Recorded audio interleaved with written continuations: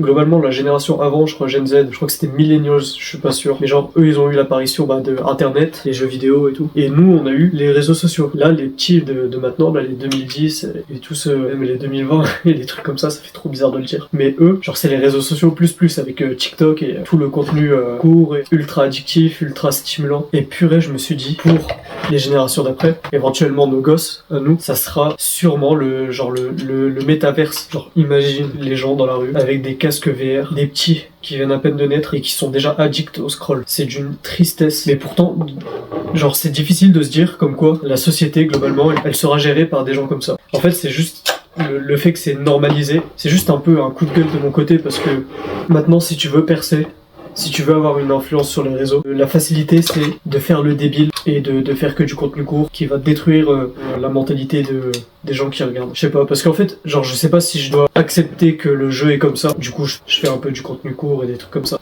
des vidéos montées, stimulantes et tout, ou est-ce que je garde le vrai moi, tu vois, l'authenticité. Parce que moi je préfère vraiment des vidéos comme ça, mais juste quand tu démarres sur les réseaux, c'est beaucoup plus facile de faire le con et de percer, de dire la même chose que tout le monde, tu vois, dans le développement personnel. T'as tous ces nouveaux youtubeurs, je les vois très bien, qui font exactement les mêmes redites que les youtubeurs dev perso américains, qui font leur faux youtubeur Red Pill mal alpha.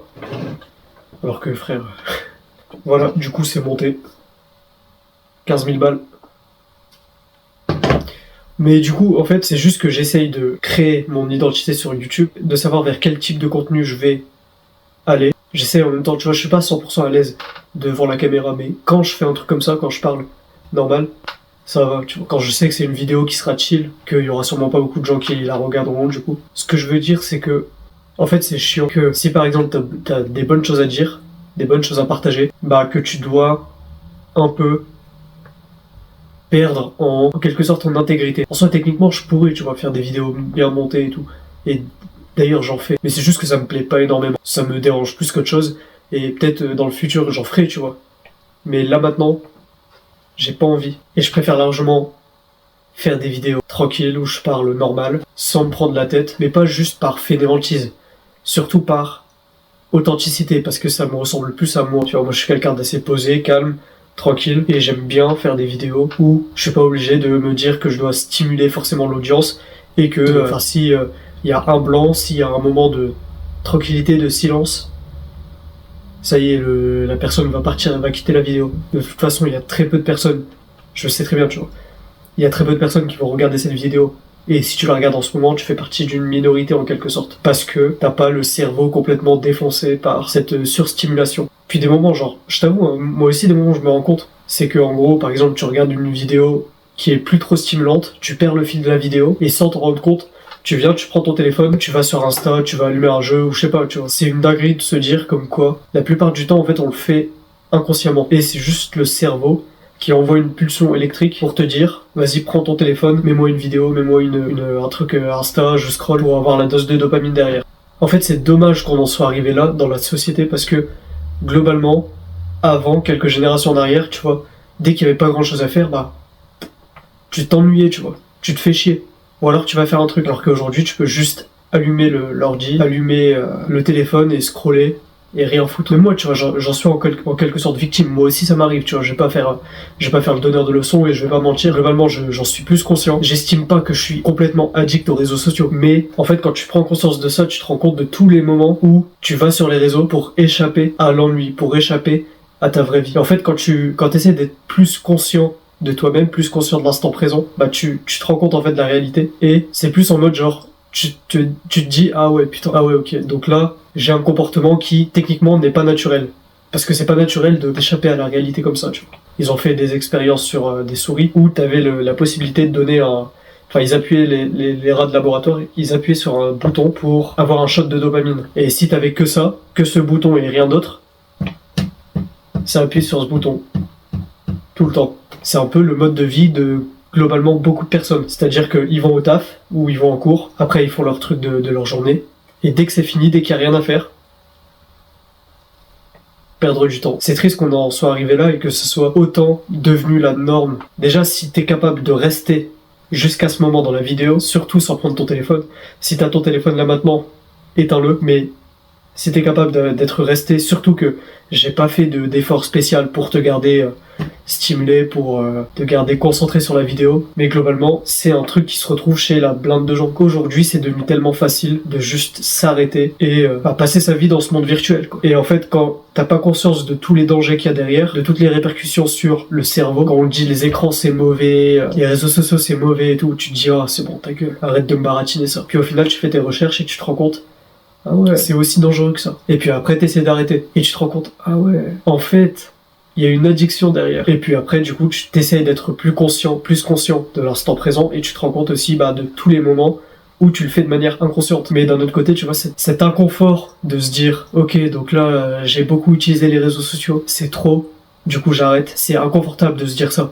Parce que ça voudrait dire que, tu fais de la merde. C'est inconfortable de se dire que tu fais de la merde. C'est justement un inconfort que peu de gens sont prêts à subir. La plupart des gens, ils vont continuer à se mentir à eux-mêmes et continuer encore et encore. En fait, je me demande juste comment tout ça, ça va évoluer par la suite. Vers quelle tournure la société, elle va évoluer.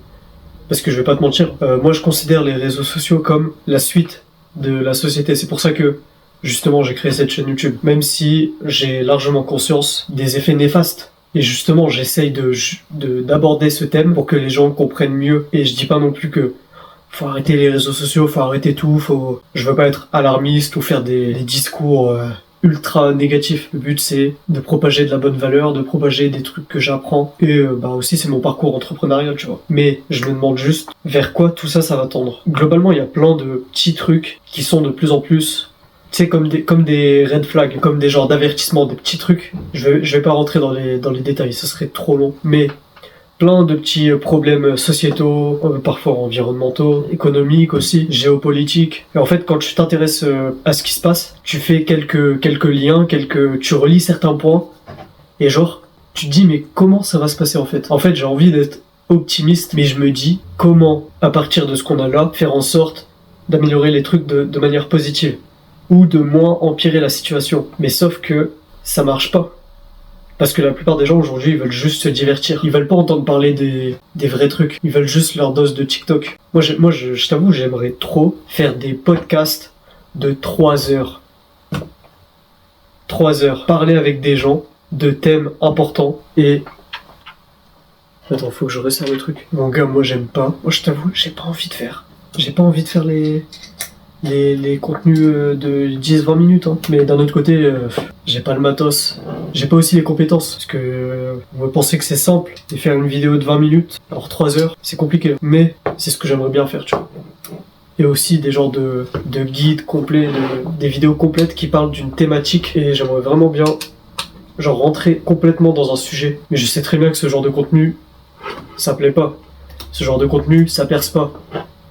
À part si t'es un américain, que tu t'appelles Joe Rogan et...